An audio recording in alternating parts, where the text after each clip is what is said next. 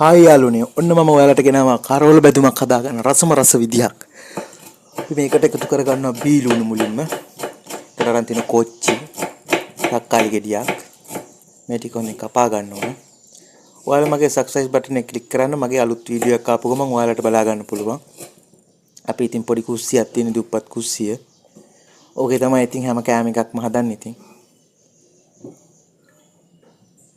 මම බීලුණු ගෙඩියක් විතරයි අරන් තියෙන්නේ මොකද වැඩි කට්ටිය නෑ ඉතින් ගොඩක් ගත්තේ නෑ අපරාධ නිසා.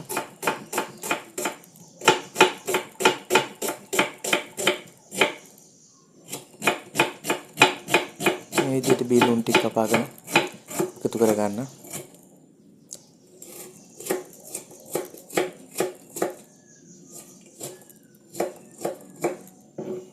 අපි දැන් බීලුණු ටික කපාගෙන ඉවරයි. දැන් තක්කාලි ගෙඩිය තමයි කපාගන්නේ.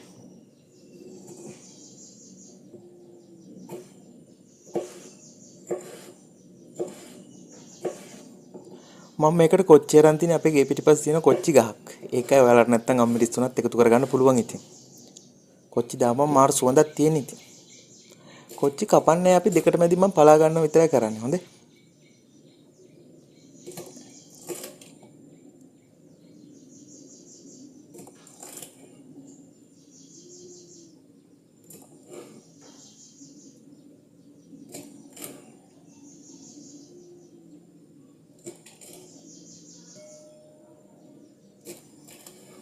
දැන් කොච්චි ටිකත් කපාගෙන ඉවරයි. අපි බලමු ඊළඟට මේකට දාගන්නේ මොනවද කියලා. කරපිංච දාගන්නවා තව. ඊට පස්සේ කෑලි මිරිස්.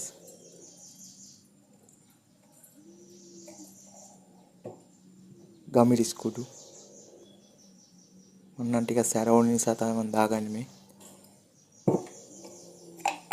පොඩ්ඩක් පාට වෙන කහ කුඩු චුට්ටක් විතර දාගන්නවා.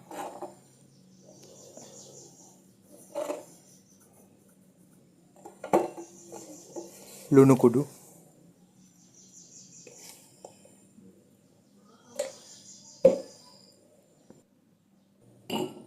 ඔන්න අපි දැන් කරවල ටික හොදගෙන මේ වගේ භාජනයකට දාගන්න.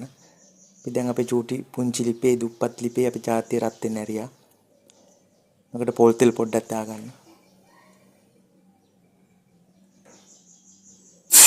දැන් රත් වෙලා තෙල් ටික රත් වෙනහම කරවල ටික හොඳින් රන්වන් පහවෙනකම් බැද ගන්න ඕනේ ඉස්සෙල්ලා. කරවල ටිකක් දැන් බැදිලා තියෙන්නේ. දැන් අර කපාගත්ත ලුණු තක්කාලි ඒ හදාගත්ත එක මේකට එකතු කරගන්නවා.